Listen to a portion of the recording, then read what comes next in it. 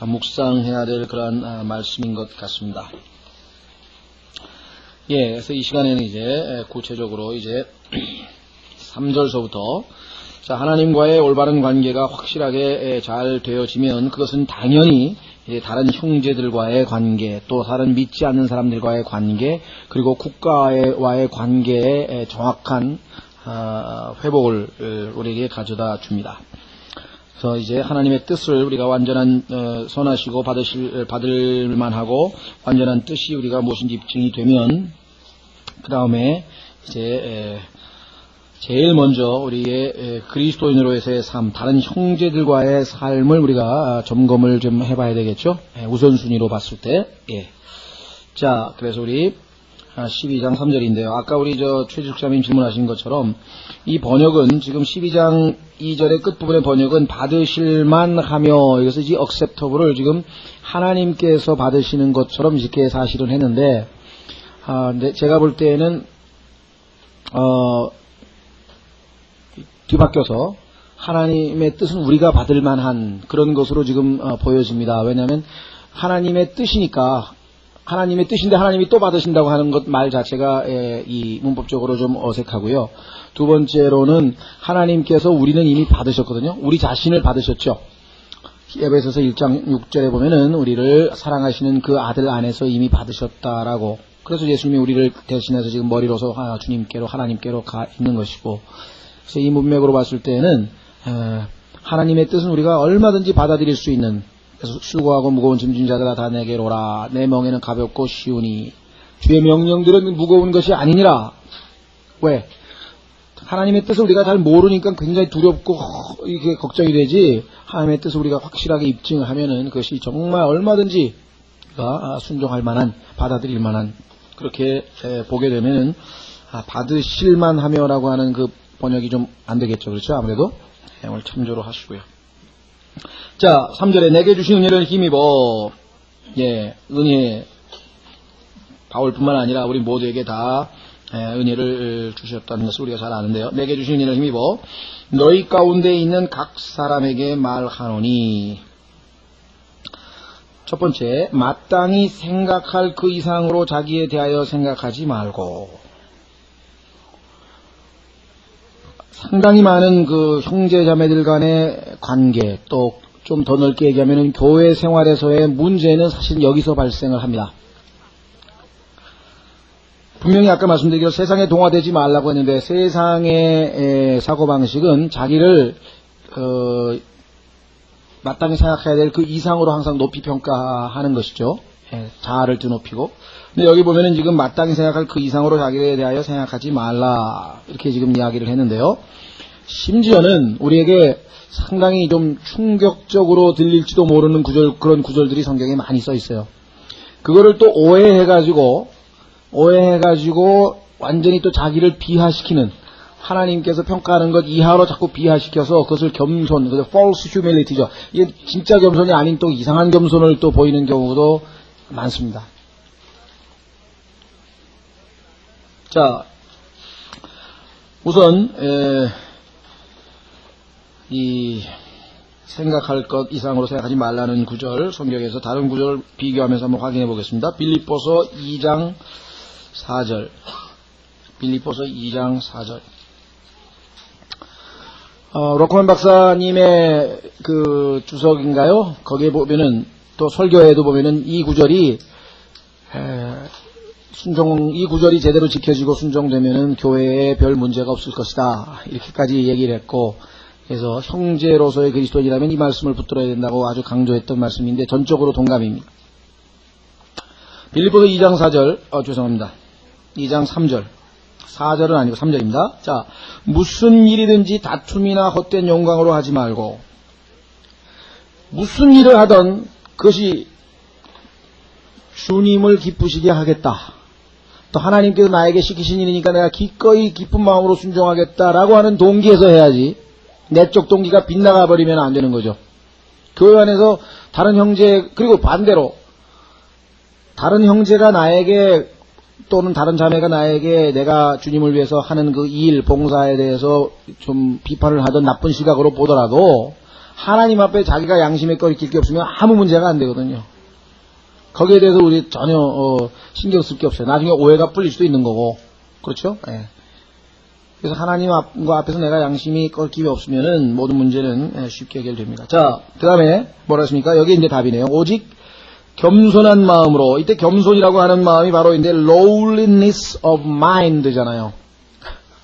마음을 낮추라 이 말이에요. 낮추라. highly 높게 생각하지 말고 낮추라. 각각 자기보다 남을 더 낮게 여기고.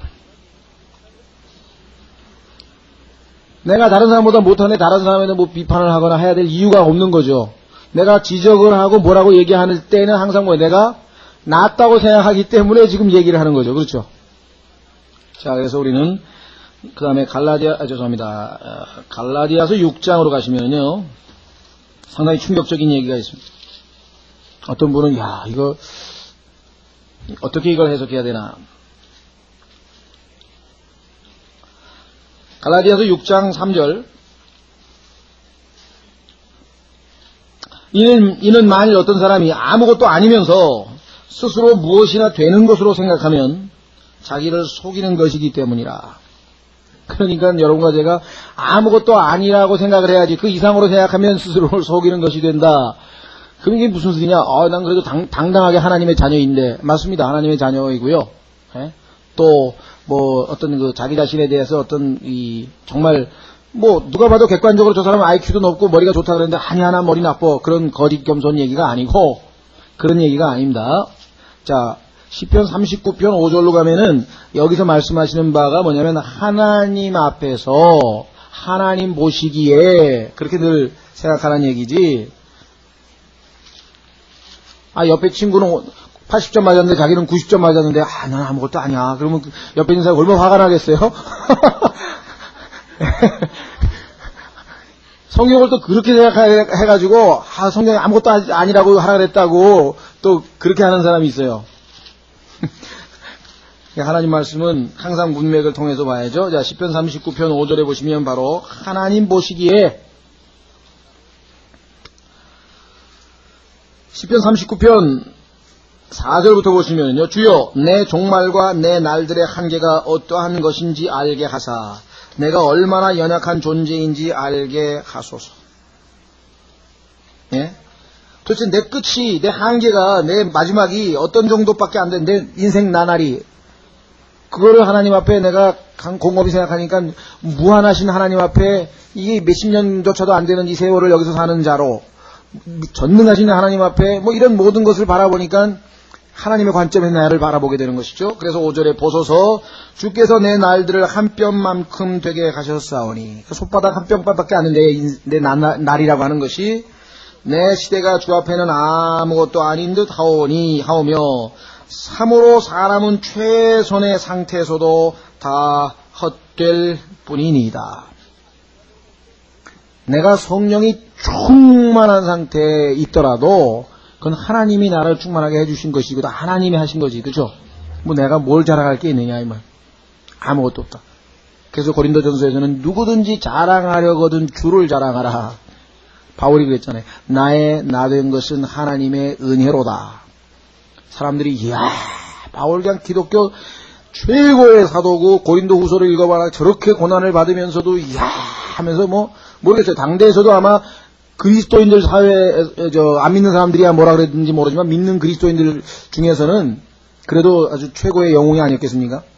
물론 고린도 교회 사람들은 뭐 생긴 것도 그렇고 말도 시원찮고 편지만 그렇게 아주 세게 쓰냐 너무하다 뭐 이래가면서 불평하는 사람도 있었지만 그렇죠?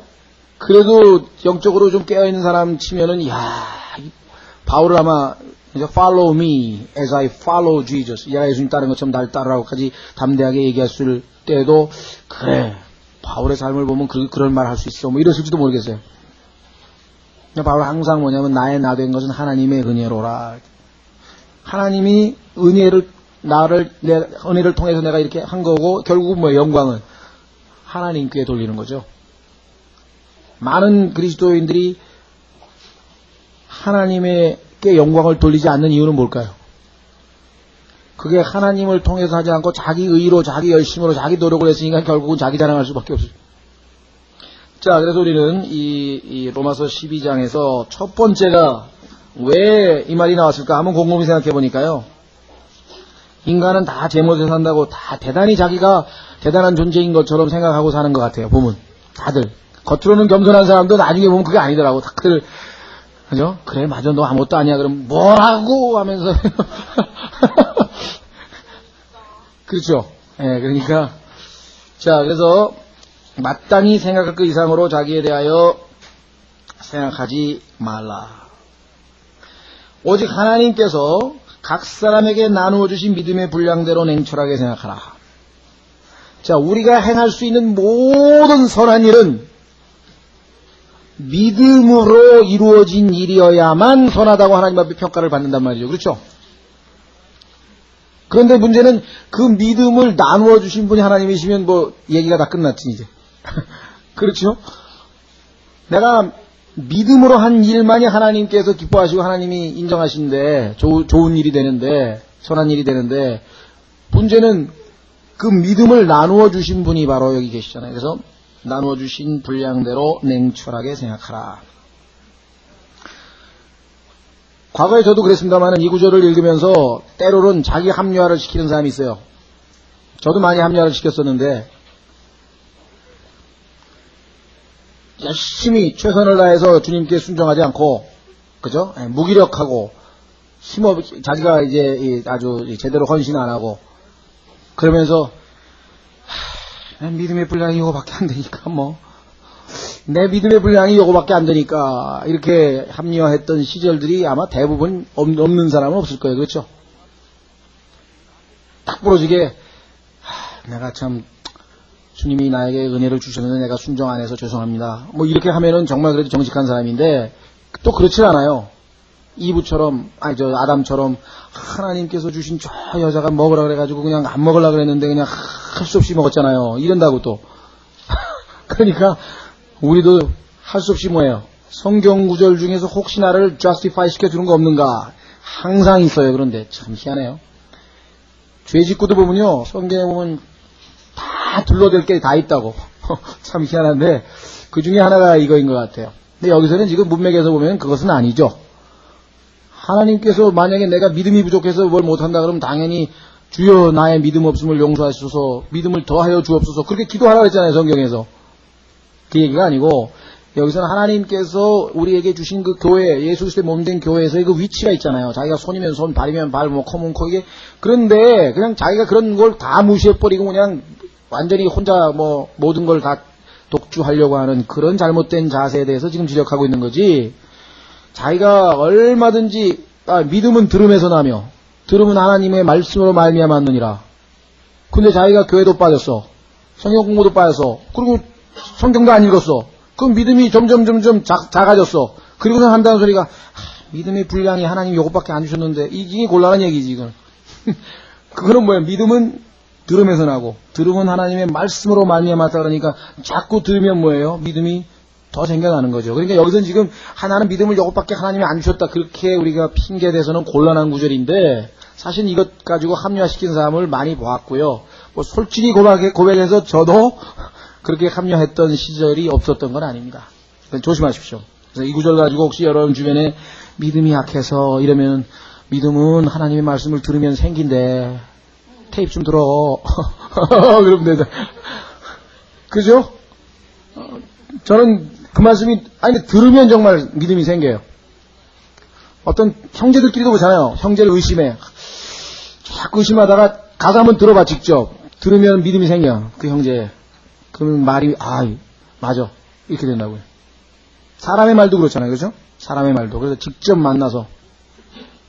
처음에는 안 믿겼는데, 도저히 안 믿겼는데 직접 만나가지고 제가 이렇게 투자해서 이렇게 수익을 남겨드리겠습니다 하고 딱 드리니까 벌써 믿음이 생겨가지고 그래 하면 돈 탁 내잖아요. 그죠? 직접 만나서 듣는 거. 자, 그래서 여기서는 지금 믿음의 분량대로 냉철하게 생각하라. 자, 중요한 얘기죠. 자, 12장 4절. 이는 우리가 한 놈에 많은 지체를 가졌으되 모든 지체가 같은 직무를 가진 것은 아니기 때문이니 이와 같이 우리도 여럿이지만 그리스도 안에서 한 몸이요 서로 지체가 되느니라. 사실 이 몸에 대한 얘기는 고린도전서 12장에 보면은 상당히 자세하게 나와 있죠. 제가 여기서 따로 하지는 않겠습니다. 여러분들 너무나 잘 아시는 구절이기 때문에 뭐 한쪽이 뭐 손이면 너는 뭐 코, 뭐 눈이 뭐 귀 보고 뭐라고 할 수 있느냐 하면서 막 너무 실감나게 아주 쫙 설명되어 있으니까 그 지체라고 하는 거에 대해서는 고린도전서 12장 은사 부분을 잘 읽어보시면은 뭐 너무나 상식적으로 이해가 되죠. 그렇죠? 몸이 전체적으로 합력해서 이 모든 것이 상합하여 연합하여 이 전체를 이루어간다고 하는 거는 제가 스페인에 있을 때 그 영국 선교사가 아주 이 설교했던 게 제가 아직도 기억이 나요. 아주 재밌는 예를 들었는데 어떤 사람이 병원에 갔더니 눈이 잘 안 보여가지고 눈 했는데 눈이 잘 안 보이면 비타민 뭐가 부족한 겁니까? 난 잘 모르겠네. C인가요? A인가요? 하여간 뭐가 부족해가지고 그 비타민 A. 그러면 A는 빨간 거죠? 빨간색 과일, 채소. 맞나요? 네, 하여간 그래가지고, 알았다고. 그래가지고 이제 비타민 A가 많이 들어있는 게 도마도가 이제 비타민 A가 많다. 그래서 도마도를 샀어요. 그래가지고 잘 잘라가지고, 눈이 아프다 그랬으니까, 눈에다가 그냥 막 도마도를 비벼 넣었다고. 그래가지고 될 일이냐 이거죠. 그게 아니고 뭐예요? 예, 우선 어떻게 해요? 내 머리가 지시를 내려가지고 도마도가 비타민 A가 많다더라. 그러면 어떻게 해요? 예, 저 싱싱한 도마도가 어디 있다더라. 그러면 그 마트까지 가서 그럼 가려면 내 발이 동원돼야죠. 그렇죠? 머리가 결정을 내리고 내 몸이 움직여서 발이 움직여서 가가지고 또 운전할 때 손도 쓰고 뭐 이렇게 하고 돈도 내고 뭐 약간 모두 다 했다 이게. 그 다음에 사가지고 씻어가지고 입이 또 수고를 해야 돼. 씹어야 돼. 그죠? 잘 씹어가지고 그 다음에 그게 또 장기로 들어가서 식도로 지나가지고 쫙 위에서 소화를 시키고 뭐 밑에 가서 또 뭐 흡수를 하고 막 그래가지고 또 뭐예요? 피가 또 그 영양분을 비타민 A를 쫙 해가지고 운반을 해가지고 그게 그래가지고 나중에 뭐 이게 눈까지 도달이 돼서 눈이 치료가 되는 거죠. 지금 현재 하나님께서는 우리가 지금 몰라서 그렇죠. 이 전체 우주에 이미 죽어서 그죠? 이미 죽어서 하나님께로 가 있는 형제들도 많고요. 그리스도인들, 예수 그리스도의 몸된 지체들도 많고요. 안 보이는 수억인지 수십억인지 잘 모르지만 어마어마한 그 전체가 지금 내가 지금 이야기하고 있다고 해서 내 몸이 지금 활동을 안 하고 있습니까? 이렇게 부지런히 또 숨은 숨대로 쉬고요. 호흡은 호흡대로. 그 다음에 또 안에서 노폐물은 노폐물로 또 분리해내고 지금 막 내 몸이 계속해서 지금 막 유기체니까 살아 움직이는 거예요. 그렇죠? 말은 말대로 하고 또 눈은 눈대로 보고 다 돌아간다. 예수 그리스도 몸된 교회도 지금 머리께서 그 모든 걸 다 관장하면서 전체를 지금 다 컨트롤하고 계신 거예요. 그렇기 때문에 뭐 교회가 너무 이렇게 뭐 문제 가지고 고민하다가도 저는 그냥 손 딱 놔요. 아, 하나님 다 알아서 하실 텐데. 한 가지 안타까운 것은 참 저는 우리 일반적으로 예수 그리스도의 몸된 교회에 대해서는 일반적으로 다들 인정을 많이 하는데요. 그래서 이걸 보이지 않는 교회라고 합니다. 그렇죠? 예수님이 머리고 우리가 전체가 다 몸인데 몸이 뭐 수십억 개의 지체들로 돼 있어서 잘 모르죠. 우리는 어쨌거나 그 몸 중에는 지역교회 소속이 안 된 사람도 있어요. 예를 들면 지금 뭐 청송 감호소라든가 아니면 어디 뭐 소년원이라든가 감옥에 들어가 있다가 지금 현재 성경을 읽다가 막 마음에 찔려가지고 아니면 뭐 극동방송 설교를 듣다가 딱 해가지고 예수님 지금 영접하고 있는 사람도 있을 거라 이 말이죠. 그리고 거기서 지금 계속 뭐 앞으로 5년을 더 살지 10년을 더 살지 모르는 사람도 있을 것이고 아니면 뭐 배를 타고 가다가 지금 뭐 복음을 듣고 구원받은 사람이 있는지 아니면 비행기 타고 가다가 지금 믿는 사람 뭐 모르는 거예요. 감옥에도 있을 것이고 배에도 있을 것이고 예수 그리스도의 몸된 교회는 지금 우리가 다 알 수가 없어요.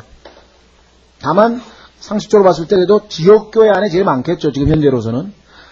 반면에 지역교회 안에는 구원을 받지 못한 사람도 있습니다. 몰라요. 지금 와서 들어보고 있는 중인 사람도 있고요. 또 어떤 사람은 자기가 20년 동안 교회를 다녔는데 구원을 못 받았다가 그것도 그냥 못 받은 정도가 아니라 장로를 또 20년을 했대요. 그러다 어느 날 성경 공부를 뭐 이렇게 그룹 스터디를 하는데 예수님이 죽으신 게 나 때문이었구나. 그게 그때 와서 마음에 와닿더라는 게. 그 20년 동안 뭐 했냐? had believing이에요, 그냥. 뭐 다 들어왔으니까 늘 그런 줄 알고 있었는데, 그 순간에는 마음에 콱 찔림이 오던 막 감격해서 감사함이 막 넘치고 막 그랬다는 거예요. 그래가지고 또 그냥 내가 20년 동안 거듭나지도 않고 장로한 사람인다고 또 간증을 해서 전 그날 그 사람한테 들어가지고, 우리나라 뭐 경향신문 편집국장도 하고 뭐 100주년, 기독교 100주년 기념 사업회 회장도 하고 그랬으니까 아주 기독교계에서 상당히 알려진 거물인데 그런 간증을 그래도 참 어떻게 보면은 담대하게, 왜냐하면 그런 사람들이 많다고 생각했겠죠. 자기가 봐도. 그렇죠? 그런 사람들이 있고요. 그러니까 몰라요. 지역교회 안에는 누가 공부하는지 누가 안 공부하는지 우리는 정확하게는 잘 알 수가 없는 거기 때문에 곧 못 받는 사람도 있고 그럴 수도 있다 이 말이에요. 그래서 지금 우리가 일반적으로 볼 때 예수 그리스도의 몸된 교회에 관해서도 성경에 몇 번 나오고요. 교회란 단어가 한 117번인가 나오는데 한 7, 8번 나오고 나머지 이제 대부분은 다 지역교회를 얘기합니다. 로컬 처치를 얘기하는데 이 그리스도의 몸된 교회와 보이지 않는 교회라고 그러죠. 우리가 유니버설 처치라 해가지고 이 가톨릭 교회가 주장하는 교리하고는 다른 건데 그것으로 오해를 해서 지역교회만이 유일한 교회로 생각하는 분들도 있어요. 특히 베프티스트가 많아요. 미국 같은 경우는 베프티스트 브라이더스라 해가지고 자기들만 신부래. 예수 그리스도의 신부는 아무도 아니고 자기들만 예수 그리스도의 신부라고 주장하는 그런 침례교의 교파도 있을 정도입니다. 그리고 상당수의 이 침례교도들이 굉장한 자부심이 있어요. 그게 좋은 의미에서의 자부심인지 자만심인지 그것까지 내가 잘 모르겠는데 내가 볼 때는 어떨 때는 너무 지나치게 이 베프티스트 로컬 처치를 주장해가지고 예수 그리스도의 몸된 교회에 대해서는 상당히 아주 이 뭐랄까 이 부정적으로 아니면 좋지 안 받아들이는 그런 경우를 제가 종종 봤었습니다. 저는 그렇게 생각합니다. 저희 교회는 독립침례교회와 로컬 처치지만요. 예수 그리스도의 몸된 교회의 일부이거든요. 그렇기 때문에 주님께서 여기 교회에 왔는데 뭐 본인이 개인적으로는 뭐 잘 적응이 안 되고 또 뭐 여러 가지 이유가 있겠죠. 그런저런 이유로 인해서 혹시 교회를 나가게 된다. 뭐 지금 보면은 뭐 우리 뭐 몇몇 형제들도 보면은 뭐 제가 우리 여기 같이 지냈던 이양춘 형제님도 어디 뭐 안양에 있는 좋은 교회로 갔다 그러고 또 뭐 우리 뭐 임세희자매님도 어디 뭐 형제교회도 한번 가보고 싶다 그러고 이런저런 얘기들이 들려요. 뭐 사실인지 아닌지 잘 모르지만 제가 말하는 것은 어느 교회를 가든 간에 빨리 가서 잘 정착해서 하나님께서 여기 교회에 내가 하나님이 보내주셨다고 하는 그런 확신이 들면은 잘 정착하기를 바라는 것뿐이고 우리 교회로 와도 가도 정말 그 개인적으로 하나님 앞에 기도하고 결정한 문제이기 때문에 다 존중해줘야 될 일이고요. 넓게 보면은 아니 총사령관이 뭐 군대를 좀 배치 좀 다시 하겠다는데 그건 뭐 이상할 거 있어요? 아니 사령관이 보니까 이 사람은 지금 보니까 여기 부대에 이 100명밖에 안 되는데 이발사가 2명이야. 그러면 이발사 여기 모자란 저쪽에 1000명인데 이발사가 2명밖에 없으면 하나 빼가지고 저쪽으로 보내는 거. 이걸 군대에서는 편제라 그래요. 편제. 제가 군대 있을 때 편제연구위원회라는 데서 근무를 했는데 도대체 얘는 뭐 군인들 100명당 이발사를 1명 둘 거냐 아니면 뭐 50명당 하나 둘 거냐 뭐 이거 이제 그거 배치하고 자는 작업인데요. 그 이제 국가에서 이제 결정해가지고 연구를 쫙 해가지고 제일 이상적인 방법을 해가지고 이제 뭐 이발사, 요리사 배치 몇 명당 하나 뭐 이런 거 다 해가지고 이제 쫙 했어요. 그래서 그거 이제 연구하는 그 프로젝트에 저는 이제 그냥 행정병으로 근무를 했었는데 가만히 생각하면 하나님께서 하늘에서 예수님이 머리신데 저희는 신길동에 갔는데 가보니까 잘 적응을 못하더라. 그래서 저 물레동으로 우리 김성정 제가 물레동으로 보내서 거기서 잘 지내면 됐지. 우리 교회 있어야 되는데 뭐 너무너무 뭐 아니 또 어떤 사람은 이 교회로 왔어요. 근데 여기 와서 딴 데서는 막 이 좀 적응도 못하고 그러더니 여기 와서 보니까 좀 너무 편하고 기쁘고 찬송도 불러도 너무너무 은혜가 되고 좋더라. 그럼 됐지. 그런데 그게 아니고 굉장히 우리 교회에서 나갔대. 어쩌면 뭐 막 그런 얘기들을 들을 때마다 내가 좀 답답해요. 그러니까 예수 그리스도의 몸된 교회로 보시면은요. 모르겠어요. 이게 지금 뭐 손가락에 해당하는지 뭐에 해당하는지만 일부 아주 수십억 되는 것의 일부거든요. 그건 주님께서 다 알아서 하시는 거기 때문에 혹시 여러분들 가운데 뭐 좀 섭섭하죠 인간적으로. 요즘 뭐 속시원이 왜 나가는지 얘기라도 하고 가지 그럴 수도 있고요. 또 어떤 경우에는 좋지 않은 간증을 하고 나갈 수도 있습니다. 좋지 않은 행동을 하고 나갈 수도 있습니다. 그래서 그런 거에 대해서 굉장히 예민하게 반응을 하더라고요. 과거에 어떤 형제가 여기 뭐 옛날입니다. 몇 년 전이니까 지금 그 형제 뭐 지금 또 저희 교회도 나갔습니다만은 어떤 교회에도 왔는데 저는 뭐 그런 사고방식으로 간단하게 생각해서 형제가 뭐 나는 잘 모르겠다. 그러나 여기 와서 지내보고 정말 주님이 보내신 교회고 이렇게 해서 잘 안정되고 성장하면은 뭐 괜찮을 테니까 그렇게 생각을 했었는데 그 형제가 나온 교회가 거기에서 아마 좀 행실이 그렇게 별로 좋지 않았나 봐요. 근데 본인은 잘못한 게 없다 그러는데 그쪽 형제들이 뭐 아무래도 나가면 뭐 좋게 보겠어요? 그래가지고서는 상당히 이제 교회들 간에 질서가 있어야 되겠다. 그쪽 교회에서 뭐 많이 물론 거기서 무슨 뭐 교회 돈을 띄어먹었다든가 아니면 형제들은 뭐 주먹으로 쳤다든가 뭐 이렇게 되면 이제 그거는 얘기가 달라지죠. 근데 그게 아니고 그냥 거기서 그냥 일반적으로 얘기할 때 뭐 그런 식의 격이라고 한다면 오히려 그 형제가 거기서는 정말 이렇게 주님 앞에 마음껏 찬양하고 기뻐하고 정말 이렇게 못했나 보구나. 그러니까 좀 더 자기에게 딱 맞는 그런 교회를 찾아서 가서 잘 안정되게 신앙생활을 하고 있다 그러면은 솔직히 얘기해서 기뻐해야 될 일이잖아요. 그렇죠?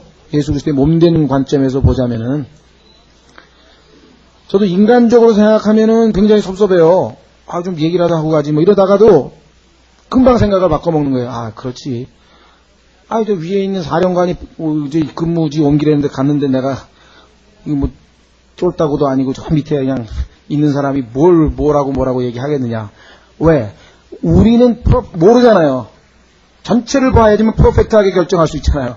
그렇죠? 그 형제의 성격이나 뭐 다 아무것도 모르는데 하나님 모든 걸 다 파악하시기 때문에 하나님께서 그래서 저 같은 경우에는 뭐 그런 문제에 예민하지 않는데 이 목회자들도 만나면은 그런 문제에 굉장히 예민하신 분들이 있어요. 그래서 그 형제가 이렇게 해서 정말 나쁜 간증을 했는데 왜 그 교회에서 받아줬느냐 이거 가지고 말이 많더라고요. 그래서 제가 너무 지역교회 이렇게 생각하지 말고 예수 그리스도의 몸된 교회니까 그 형제가 비록 여기에서는 이쪽에서는 좀 별로 이렇게 좋은 인정 못 받고 간증이 나빴다 손치더라도 근데 그 형제가 거기 갔더니 정말 막 변화돼서 열심히 잘하더라. 그럼 기뻐해야 될 일이지. 그걸 왜 이렇게 좀 시기심이나 아니면 이상한 눈으로 바라볼 필요가 뭐가 있느냐. 그래서 제가 이 구절을 보시면서 우리가 지체라고 하는 것이 우리 교회 안에서 우리끼리 지체, 대부분 사람도 그렇게 생각하려고 해요. 그 얘기가 아니에요. 우주적 교회에서 몸이라고 하잖아요. 몸. 예수 그리스도의 몸이 우리뿐입니까? 몸.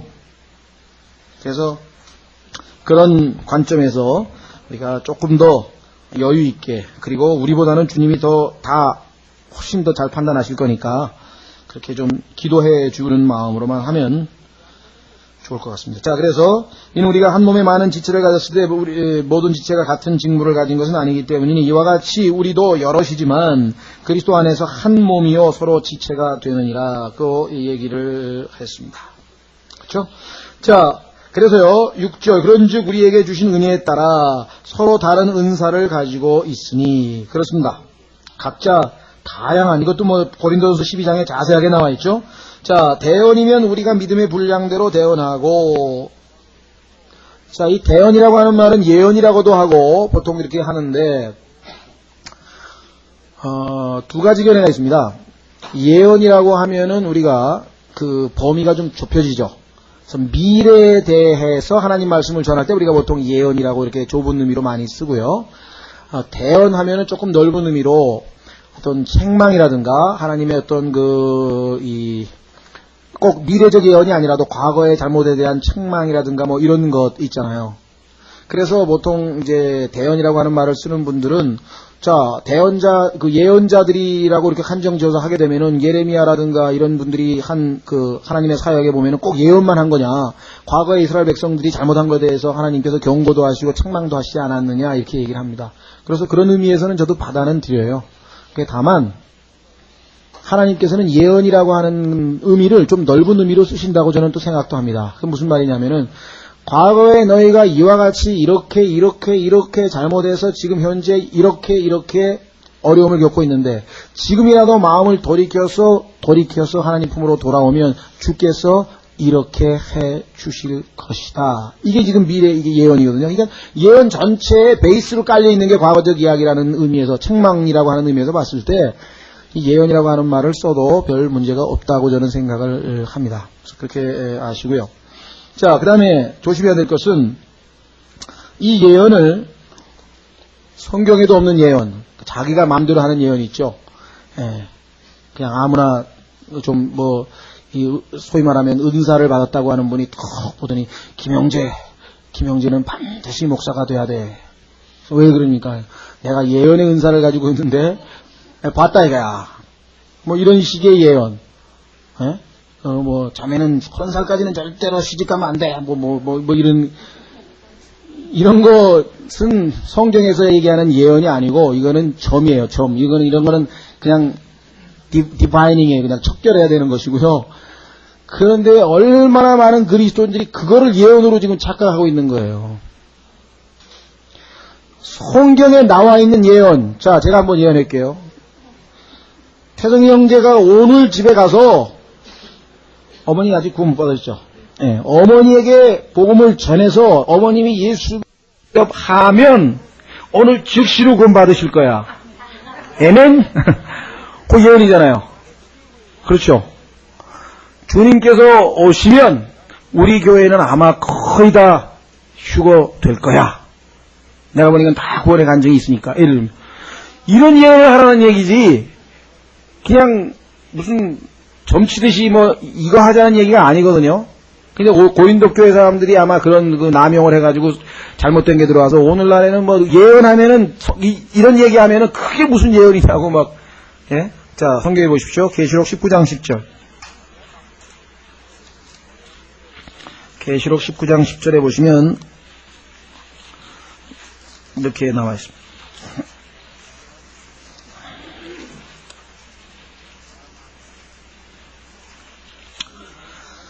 이에 내가 그의 발 앞에 엎드려 그에게 경배하려 하니 그가 내게 말하기를 나는 내 동료 종이요 예수님의 증거를 가진 내 형제들 가운데 속한 자니 너는 주의하여 그리하지 말고 오직 하나님께 경배하라. 이는 예수님의 테스티모니 증언이 말씀이 뭐라고요? 대언의 영 The Spirit of Prophecy 이기 때문이라. 그렇죠? 자, 그래서 우리는 성경에서 얘기하는 예언이 일반적으로 얘기하는 뭐 미래를 투시할 수 있는 뭐 이런 언뚜당도 않은 그런 거하고는 아무 상관이 없다는 것 조심하시고 항상 하나님 말씀에 근거를 해야 돼요. 왜? 예언의 말씀. 보세요. 베드로 후서. 성경을 많이 읽는 사람은 예언을 많이 할 수 있죠. 자, 베드로 후서.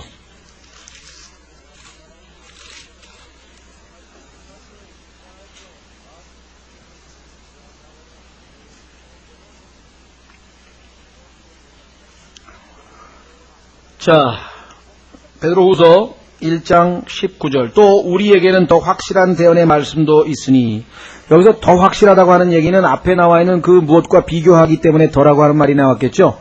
그런데 그게 뭔지 아십니까? 예. 베드로가요. 야고보와 요한과 셋이 변화산에서 예수 그리스도가 영광스러운 부활하신 영광스러운 몸으로 변화되셨고 하늘에서 엘리야하고 모세가 와서 예수님과 대화 나누는 것을 다 목격했잖아요. 그렇죠? 베드로 일생일대의 최고의 체험이죠. 두 번째가 아마 무리를 걸어가다 빠진 거겠고요. 제가 생각할 때는. 하여간 뭐 엄청난 체험들을 여러 가지 했는데 기적들도 많이 목격하고. 그런데 그 엄청난 체험, 예수 그리스도의 변화된 것뿐만 아니라 모세와 엘리야도 보고요. 하늘에 뭐 햇빛이 그냥 흑점처럼 보이고 너무 밝고 영광스러워서 그런 체험을 했는데 그 체험보다 뭐라 그래요? More sure prophecy. 기록된 하나님의 예언의 말씀이 더 확실하다는 거예요. 생각해 보셨어요? 그래서 저는 은사주의자들이 너무나 이상한 거예요. 왜? 더 확실한 걸 왜 놔두고 그냥 덜 확실한 걸 자꾸만 붙들고 있냐고. 그렇죠? 그것도 하나님이 주신 체험인지 아닌지도 테스팅도 하나도 안 하고 성경에서는 그 영이 하나님으로부터 온 건지 아닌지 테스팅도 하는 방법도 모르고요. 뭐가 어떻게 자, 그래서 여기서는 더 확실한 게 있는 게 뭐냐? 대언의 말씀이 있으니 그 다음에 뭐라 했습니까? 너희 마음속에서 날이 새어 샛별이 떠오를 때까지. 샛별. 우리 안에 계신 그리스도. 왜? 이게 우리 안에서 휴거되실 그리스도. 태양. 하늘에서 하나님 보호자 우편에 앉아 계시다가 재림하실 그리스도. 그러니까 어떤 사람은 이단을 가르치시네요. 어떻게 얘 그리스도가 둘이십니까? 그래요. 그게 아니라 그리스도는 이 땅에 계실 때도 뭐예요? 나는 하늘에 있다라고 했죠. 하늘에 있는 그리스도. 예수님 땅에 있으면 왜? 무소부재하시니까. 전지전능하시니까. 예수님께서 요한복음 3장에서 땅에 있으시면서도 자기가 동시에 하늘에 있는 인자라 그랬어요. 현재 시제로. 그럼 예수님 땅에 있는데 어떻게 하늘에 있어요? 그게 신성이죠. 그게 신성이죠. 여기서도 지금 마찬가지, 예수님께서 너희 안에 계신 그리스도 곧 영광의 소망이니라. 골로새서 1장 27절에 우리 안에 계신 그리스도가 우리의 영광의 소망에 왜? 우리 안에서 계신 그리스도가 지금은 숨겨져 있지만 휴거될 때 우리 안에서 확 매니페스테이션 내면은 우리가 뭐예요? 예수 그리스도처럼 호련히 변화될 거라 이 말이에요. 그러나 예수님은 또 하나님 보좌 우편에 앉으셔서 이 땅으로 재림하셔서 우리를 만날 거다 이거. 신비니까 우리가 설명은 못하지만 성경 그대로 써있다. 자, 그런데 뭐라고 얘기했습니까? 너희가 어두운 곳에서 비치는 빛을 대하듯. 그러니까 우리가 휴거될 때까지는 이 땅에서 뭐를 하면 잘하는 거냐? 이 말씀에 주의를 기울이는 것이 잘하는 것이니라. 예언의 말씀을 잘 공부해 주는 거. 지난번에 우리 누굽니까? 정 형제님 아마 후배신 것 같은데 정영순 씨라는 분이 하나 오셨었어요. 밤늦게까지 이 수요일날 여러 가지 교제를 했는데 예상했던 대로 고백을 하더라. 비교적 복음에 관해서는 상당히 정확하게 배웠고요. 아주 건전한 고신파 상당히 건전한 교회에서 했고 특히 로마서도 아주 잘 배웠다 그러더라고요. 어쨌거나 그래서 내가 로마서에서 아마 9장, 10장, 11장은 상당히 정확하게 배우지 못하셨다고 내가 얘기를 했죠. 자기가 알더라고요. 예언에 관해서는 자기네들은 아주 잼뱅이래. 아무것도 모르는데. 그래서 왜 그러냐니까 계시록을 한 번도 지금 신앙생활 20년 30년 한번 하신 모양인데 한 번도 공부해 보신 적이 없대요. 그래서 왜 그러냐니까 계시록에 대해서 공부를 할 수도 없고 뭘 물어봐도 목사님들하고도 성경 공부하다가도 계시록에 대해서 뭐만 물어보면은 에이 그거 저 위험한 건데 함부로 하면 안 돼. 나중에 그래가지고 그냥 여태까지 미뤘대요. 그래서 이번에 지금 계시록 테이프 가져가서 들으시겠다 그러셨는데 지금 어떻게 될지는 잘 모르겠는데요.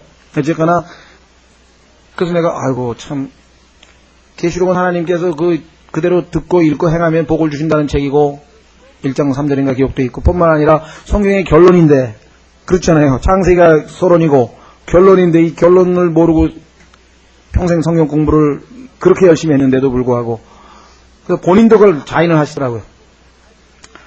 그러나 조심하셔야 됩니다. 우리가 예언을 공부하는 것은 미래에 있을 그거에만 매달려가지고 우리의 생각이 가 있는 것이 아니라 정확하게 미래에 되어질 일들을 우리가 알고 있으면 현재 어떻게 됩니까?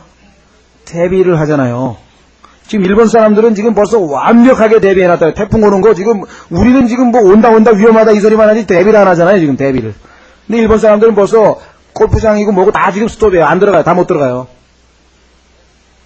이미 이 태풍에 대해서 대비를 다 했다고 이렇게 뉴스를 제가 본 것 같습니다.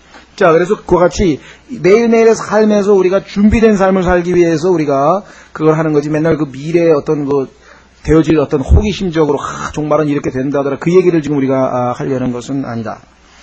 자, 그래서 예언에 대해서 우리가 좀 잘 생각해 주시고요. 그 다음에 쭉쭉 읽겠습니다. 그 다음에는 여러분 너무나 잘 아시는 거니까 7절에 사역이면 우리의 사역하는 일로 섬기며, 이 사역인다고 하는 것은 한마디로 말하면 그야말로 섬기는 겁니다. 이 미니스터라고 하는 말은 그야말로 먼지를 일으키며 뛰는 자라는 뜻이 원어에 있다 그러는데요. 그냥 손가락 하면 뛰어가는 사람 있잖아요. 그렇죠? 막 뛰어가서 하면서 해드릴까요? 하면서 심부름하고 왔다 갔다 하는 그런 사람이 이제 미니스터인데, 그래서 대한민국의 장관을 미니스터라고 하잖아요. 미니스터. 장관님. 근데 이 장관님이 사실은 뭐냐면 이 종님이란 뜻이거든요. 종님. 그래서 공복이라고 하죠. Public Servant라 그래가지고 국가의 공적인 종이라 이렇게 해서 이제 이름은 공복이라고 이름은 붙였는데 실제 장관들이 그런 자세로 일하는 사람은 없고요. 또 이 외교관도 이 미니스터 하면은 공사 아닙니까? 이 앰베서더 밑에 있는 사람이 이제 국가에 비해서 또 공복이라는 의미로 쓰이는데, 근데 또 목사들도 미니스터 말 써요. 또 왜? 섬기는 사람이니까. 근데 그것도 사실 찾아보기가 좀 드물죠. 그렇죠? 섬긴다. 여기서는 꼭 이 목회자만 얘기하는 건 아니고 모든 섬기는 은사를 가지고 있는 사람들, 다른 사람을 섬기는 은사를 가진 사람들은 주님께서 주신 대로 섬기는 일로 하면 된다. 그렇게 얘기를 하는 것이고요. 그 다음에 7절에 가르치는 자는 가르치는 일로, 뭐 어려울 게 없죠. 권면하는 자는 권면하는 일로. 이 권면이라고 하는, 가르치는 거라고 하는 것은 얘기하면 정보를 제공하는 겁니다. 이렇다 사실을 설명해 주는 것이 이제 가르치는 일이라고 한다면, 권면이라고 하는 것은 이 exhort 한다는 것은 이제 좀 마음을, 그러니까 형제 주님께 몸을 드리라고, 뭐 예를 들면은 그 행동의 변화를 유도하기 위해서 하는 그런 것, 그게 이제 권면이죠. 그렇죠? 예. 그래서 사람마다 좀 특징이 있죠. 권면자라는 사람 있잖아요. 그래서 그 사람이 가면은 하여간 사람이 뭐 안 나오던 사람이 교회도 나오고 말이지. 뭐 예를 들면 막 열심히 뭐가 바뀐다 뭐 이럴 수도 있는 거고, 또 어떤 사람은 그냥 그 정확하게 궁금한 거 이렇게 설명을 논리적으로 잘해서. 그 다음에 주는 자는 단순함으로. 여러분들 아마 이 생각은 못 하셨겠을 거예요. 어떤 분들은 주는 것이 뭐라고요? 은사예요. 은사. 하나님께 은사 달라고 기도할 때는 좀 주는 은사를 달라고. 받는 은사는 없어요, 성경에. 받는 거는 다 받을 줄 아니까. 그 다음에 은혜라 그랬어요. 주는 은혜. 고린도후서에 보면은 여러분들이 헌금 낼 때 그게 은혜예요. 은혜 없으면 못 낸다니까. 아까워서 냅니까? 은혜가 임해야지 내는 거예요. 자, 주는 것. 단순함으로. 단순함이라고 하는 뭐 여러분들이 뭐 설명 따로 필요 없겠죠. 그렇죠? 예. 머릿속으로 복잡하게 막 계산을 해가지고 이거를 주면은 얼마가 돌아올까 뭐라든가 이렇게 예? 아니죠. 단순함으로. 하나님 기뻐하시니까 다 하나님의 거니까. 예. 그 다음에 다스리는 자는 부지런함으로. 부지런함으로. 게으른 사람 못 다스리겠네요. 그렇죠?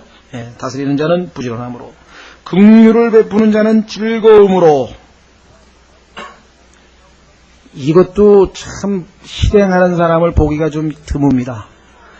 긍휼을 베풀 때 보면은 많은 사람들이, 여기 지금 취어풀이라고 하는 말은 즐거움으로도 있지만 기꺼이거든요. 아주 그냥. 그러니까 다른 사람이 와서 잘못했다 그랬어요. 하나님께서 나를 긍휼을 베푸셔서 많이 용서해 주셨으니까 벌 안 주시고 나도 용서를 해야지. 그렇죠? 근데 대부분이 어떻게 용서합니까? 이령 물고 용서해야지.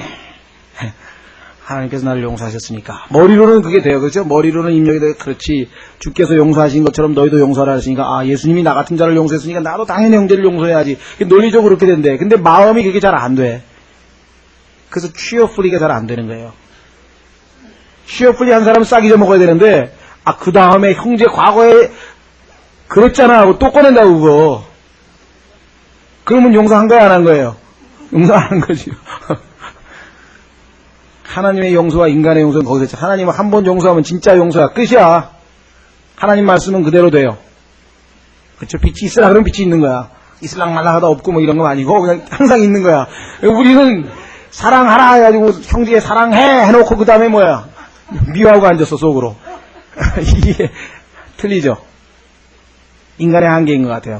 그래서 이렇게 뭡니까 아주 뭐 미셸 푸콘지 뭐 하여간 그 학자 하나가 아주 재밌는 말을 썼는데, The things and the words. 하나님은 말과 사물이 항상 일치해. 그렇죠? 언행일치. 근데 우리는 말하고 행동도 일치가 안 하고 말하고, 내가 뭐 빛이 있으라면 빛이 있나? 내가 말한다고 뭐가 그대로 이루어지나요? 그 창조도 하나님만 가능한 거죠. 그렇죠? 네. 그러나 만약에 하나님께서 나를 통해서 말씀하신 건 어떻게 돼요?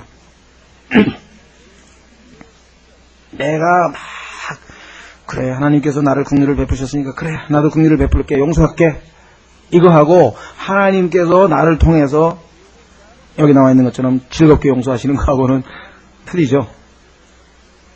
그래서 다윗은 현명했던 것 같아요. 다윗이 죄를 지어가지고 나단이 와가지고 하나님께서 셋 중에 하나 골라라 그랬다. 셋 중에 하나. 예? 그 첫 번째 뭐였습니까? 뭐 전쟁에 나가가지고 적군에게 뭐 10개월인가 뭐 쫓기는 그런 걸 벌을 받을래? 아니면 그 다음에 뭐라 그랬죠? 세 가지. 그 그 다음에 또 하여간 사람과 관련된 그 벌인가 봐요. 그렇죠? 예, 두 번째 벌. 기억이 잘 안 나네요. 세 번째는 뭐냐면은, 하나님께서 이제, 병을, 그렇죠? 이, 재앙을 주셔가지고, 그러니까, 다윗이 한다는 소리가 세 가지를 딱 보더니 주저없이 세 번째를 딱 택하는 거예요. 사람의 손에 떨어지는 것보다 주의 손에 떨어지는 것이 낫느니라. 그렇죠? 예, 하나님은 긍휼 베푸시고 자비로우신다 그러면 진짜 그런데 사람은 말로는 그러고 나중에 가면 뒤통수 막 치고 그냥 이게 안 된다고 이게. 그래서 다윗은 금방 알아가지고 난 주님께 내 운명을 맡기겠다. 그렇게 얘기를 했죠. 그래서 시편 118편에도 It is better to put trust in the Lord than to put confidence in man. 사람에게 신뢰를 주는 것보다 주를 신뢰하는 것이 나으니라. 그렇죠? 자, 그래서 하여간 여기 나와 있는 것처럼 긍휼을 베풀 때는 즐거움으로, 이것도 은혜가 임하고 은사가 주어질 때 하는 것이지 이게 전혀 그냥 이루어지는 일이 아니라는 것을 너무 잘 아시죠? 자, 사랑에 꾸밈이 없게 하라. 이 꾸밈이 없다는 말은 두 가지라고 합니다. dissimulation이라는 말은 이제 원래는 이제 우리가 얘기하는 위선적인 거 있죠. 그렇죠? 예. 진짜 사랑한다고 해놓고 실제로는 사랑 안 하는 거라든가 이런 그런 위선적인 거, 계산을 해가지고 사랑을 한다든가 이런 류의 사랑을 얘기하는 것이고, 또 하나는 해석이 맞는지 모르겠습니다만 이런 의미도 있대요. 편애. 그렇죠? 누구는 더 사랑하고 누구는 덜 사랑하고 하면 그런 것도 의미한다고 그렇게 주석을 달아놓은 책들도 있습니다. 어쨌거나 하여간 여기 나와 있는 것처럼 우리의 사랑의 애적 동기가 항상 순수해야 되겠다라고 하는 것은 너무나 분명한 것 같습니다. 악한 것을 몹시 싫어하고, 악한 것에서 그냥 멀리 정도 떨어져 있는 정도가 아니라 여기 아주 몹시 싫어한다는 말, 굉장히 강력한 말씀인데 abhor, 아주 이게 뭐라 하나요? 그냥 싫어하는 게 아니라 증오, 그렇죠? 그냥 너무 싫고 그냥 그런 거 있잖아요. 우리도 뭐랄까, 냄새도 그렇고요. 역하다 그러죠, 역하다. 역한 냄새, 아주 거부감 생기는 그런 정도가 돼야 된다는 거예요. 근데 과연 우리가 그렇게까지 할 수 있는가? 그렇지 않죠. 역시 이것도 뭡니까? 주님의 성령께서 역사하시고 주님의 은혜가 있으면은 하나님께서는 어떤 분이시냐? 순결하셔서, 주의 눈이 너무 순결하셔서 차마 악을 보지 못하신다고. 그러니까 악에 대해서 우리가 그냥 가볍게 생각할 일이 아니라는 것. 예. 자, 그 다음에 선한 것에 붙어 있으라. 이 붙어 있다고 하는 단어도 여러분들이 너무나 잘 아시고 있는 단어죠. 창세기에서 하나님께서 결혼을 주선하실 때에 남자가 부모를 떠나 여자와 연합하라고 번역을 했지. 연합. 그때 쓴 단어가 이 cleave, 딱 달라붙는다는 말이에요. 떨어지지 않고. 자, 그래서 몹시 싫어하고 선한 것에 붙어 있으라. 자, 그래서 악한 것, 선한 것. 어떤 사람들은 보면은 이 사람들 아직도 흑백 논리에 흑백 논리자들이구나. 그냥 맨날 선한 거, 악한 거, 좋은 거, 나쁜 거, 남자, 여자 맨날 그런 것만 찾는다고 그렇게 생각하는 사람이 있을지 모르지만 그게 건전한 거거든요. 사운드 마인드를 가진 사람은요 항상 이분법으로 생각해요. 사운드 마인드를 가진 사람은 항상 디코토미, 이 둘로 나누는 거예요. 하나님께서 빛과 어둠으로 나누고 거짓과 진리로 나누고 하나님과 마귀로 나누고 남자와 여자로 나누고 진리와 거짓으로 나누고 사랑과 미움으로 나누고.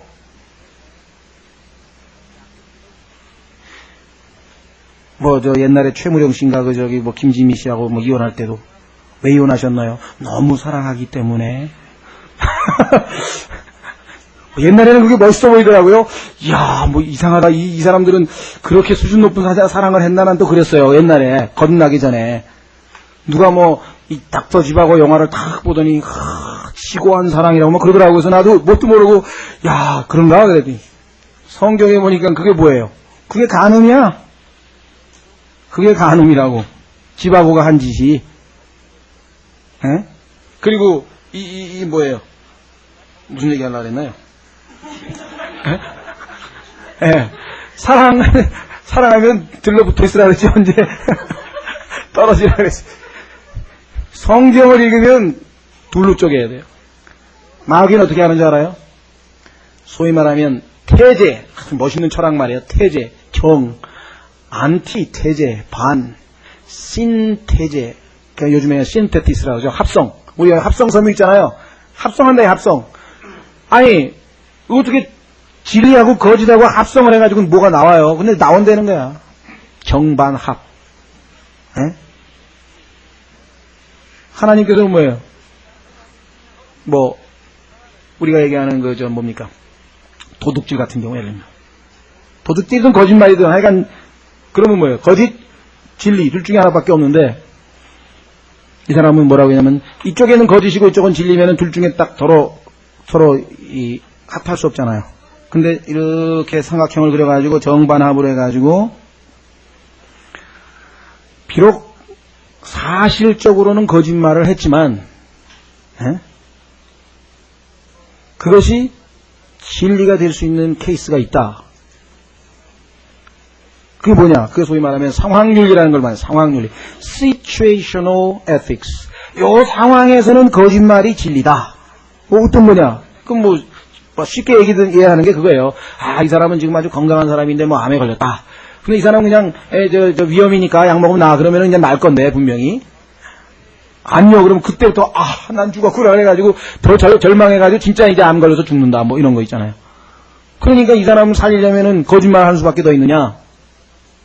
뭐 이런 것들을 비롯해서 뭐 하여간 뭐 도둑질도 마찬가지죠. 도둑질이 다 그냥 악이냐? 아니다 이게. 그럼 이 저 나쁜 그 강도 뭐죠 아니면 그 사회적으로 아주 부도덕한 사람들 갖다가 이 임꺽정 같은 사람이 나타나가지고 말이지 그냥 훔쳐다가 죽어가는 가난한 사람을 갖다가 살려줬는데 살인도 여러분 생각 어때요? 그 누구죠? 도스토옙스키의 죄와벌에 나오는 그 청년이 바로 그런 청년 아니에요? 예? 아니 이 늙은 노파가 말이야 이 전당포 운영하면서 그냥 가난한 사람들 고리로 그냥 대금해가지고 그냥 돈 잔뜩 다락에다 처박아 숨겨놓고 그냥 나같이 장래가 밝고 지금 조금만 돈만 있으면은 그냥 공부를 해가지고 아주 사회에 엄청나게 기여할 사람이 지금 공부를 못하고 있는데 어떤 게 선이고 어떤 게 악이냐? 아니 노파를 죽였다 이게. 그럼 자기에게는 선이라는 게 선. 예? 이런 사고방식으로 지금 이게 단순하게 아까 그 마인드가 바로 이거거든요. 근데 이런 사고방식이 한번 젖어들면은요 얘기를 못해요. 대화가 안 돼. 학교 있을 때도 학생들에게 물어봐요. 아니 그래 뭐 민주한지 뭐냐 약간 좋다 이거야. 학교에서 뭐 무슨 데모하는 거 그거 의사표시까지는 좋은데 아니 너 수업은 왜 거부하냐 이게. 수업은 왜 거부하냐. 의사표시의 방법으로? 그럼 뭐 수업 거부해가지고 거기에 대해 대가를 받아 자기가 무슨 이렇게 출석 미달로 낙제가 되냐면 또 그것도 아니잖아요. 더 나아가서 왜 총장실에 들어가가지고 집기는 다 끄집어내고 총장을 붙잡아가지고 머리는 다 박박으로 깎고 왜 또 그러냐 이게. 이게 무슨 짓이냐 이거 말이야. 응? 그래서 내가 웃으면서 그랬어요. 너희들이 한 짓은 내가 잘 들어봐봐. 아무리 좋은 목적을 가졌어도 방법이 잘못되면은 그건 안 되는 거야. 응? 예를 들면 너희들 중에 누구 하나가 정말 이 어려운 집안 사정 때문에 부모님은 아프시고 그래서 이 장학금 못하면 학교도 그만둬야 되고 어머니 병원비도 못 대고 그러니까 아주 전액 장학금이라고 최고 많은 장학금을 타기 위해서 예를 들면 시험 문제를 뭐 훔치든 아니면 뭐 교수를 찾아가서 뭐 양주병을 들고 가가지고 점수를 올려달라 그러든 그렇게 해서 목적을 달성해서 부모님도 잘 이렇게 병 치료도 하고 병도 하고 학교도 다닌다. 그럼 너희들 생각에는 지금 하는 것으로 봐서는 그게 옳은 거야, 그게. 그 사람 좋은 일 했으니까. 그래도 괜찮은 거냐, 이거야. 아무리 설득을 해도요, 안 돌아요. 이미 마귀가 이 생각을 갖다가.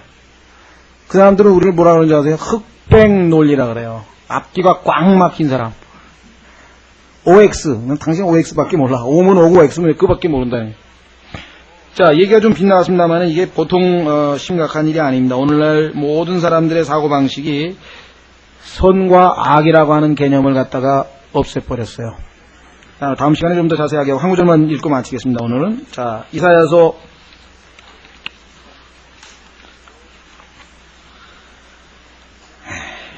5장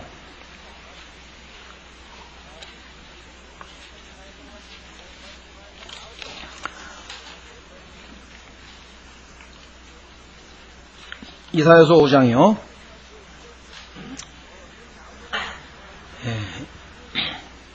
20절 이사야서 5장 20절에 보시면 나중에 이렇게 된 사람은요 모든 것이 다 구분이 없어져요. 보세요. 처음에는 뭐 상황윤리 어쩌고 했다가 나중에 보면은 아예 구분 자체가 없어져요. 한계가 애매모호해지면 그 다음에 없어지죠. 뭐라고 얘기합니까? 화 있을 진저 악을 선하다 하며 선을 악하다 하고 어둠으로 빛을 삼으며 빛으로 어둠을 삼고 쓴 것으로 단 것을 사며 단 것으로 쓴 것을 삼는 자들이요. 화 있을 진저 자기 눈에 뭐라 그랬습니까? 지혜로운 자들과 20절 같이 지금 얘기하고 있는 사람들이 누군지 아세요? 최고의 지성인들이라고 자처하는 사람들이 이런 얘기를 하는 거예요. 여러분들 불교의 목적은 고통을 없애는 거거든요. 그래서 인간을 행복하게 하자는 거예요. 근데 그 고통을 없애는 방법이 뭔지 아세요? 그거예요. 죄와 그러니까 선과 악이죠. 그 구분을 없애고 죄와 진리, 죄와 의 그 구분을 없애는 거예요. 그래서 결국은 아무것도 다른 게 없고 다 똑같다, 다 같다 라고 하는 그러한 방법을 통해서 결국은 우리로 하여금 뭐예요? 고통으로부터 없애준다고 하는데요. 그게 뭐 현실을 완전히 왜곡하는 거죠.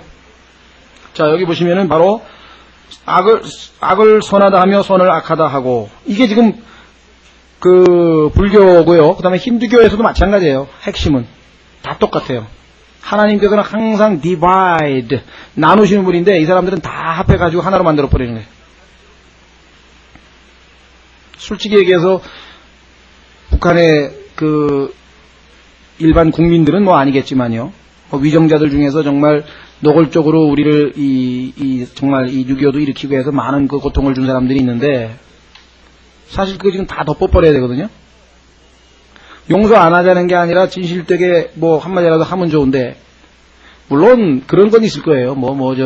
소련과 미국의 어떤 건 국제 정치적인 역학 관계에서 뭐 그들도 어쩔 수 없이 뭐 했었던 뭐 이런 여러 가지가 있었지만 하여간 일단 객관적 사실로 봤을 때 먼저 친 건 사실이잖아요. 뭐 그것도 아니라고 막 우기면 또 어떻게 돌아가는지 잘 모르지만, 그래서 우리가 하여간 나중에 가면은 결국 우리가 한 발 후퇴하면서부터 경계선이 없어져 버린다. 그래서 빛을 삼으며 빛으로 어둠을 삼고 쓴 것으로 단 것을 삼며 단 것으로 쓴 것을 삼는 자들이요. 화 있을 진저 자기 눈에 지혜로운 자들과 자기의 보기에 분별 있는 자들이요. 화 있을 진저 용감하게 포도주를 마시며 독주를 뭐라 했습니까? 섞어서. 우리나라에서 제일 권력층에 있는 사람들이 이제 이렇게 하죠. 소위 말하는 폭탄주를 마시는 게 아주 높은 사람들만 마시지 이 밑에 있는 사람들은 잘 못 마시겠죠. 하여간 여기 성경을 읽어보면요, 오늘날에 일어나고 있는 일들이 아주 적나라하게 많이 나와 있는데 그 중에 하나가 바로 이 선악의 구분을 잘 안 하는 거예요. 그래야 대중의 지지를 얻을 수가 있어요. 선과 악을 쫙하게 구분해가지고 만약에 선거운동 해보세요. 좋아하는 사람이 있나? 없죠. 문제는 사회에서 그런 것까지는 괜찮거든요. 근데 교회에서도 지금 안 가르치려는데. 왜? 그런 거 하면은 교회 안 오니까. 예를 들면 성경에서 술 취하지 말라. 그냥 술 조금 마시는 건 괜찮다고. 그러면 성경에서 술잔을 쳐다보지도 말라고 하신 하나님의 말씀도 어디로 가는 거예요? 그렇죠? 그러니까 참으로 우리가 이 시대 상황에서 봤을 때 그리스도인들에게 왜 지금 그 권면하는 말씀 가운데 악을 미워하고 선에게 들러붙으라고 하는 얘기를 하셨는가? 여기에서 감각이 둔해지기 시작하면 모든 게 다 둔해지기 시작하는 거죠. 다음 시간에 좀 더 구체적으로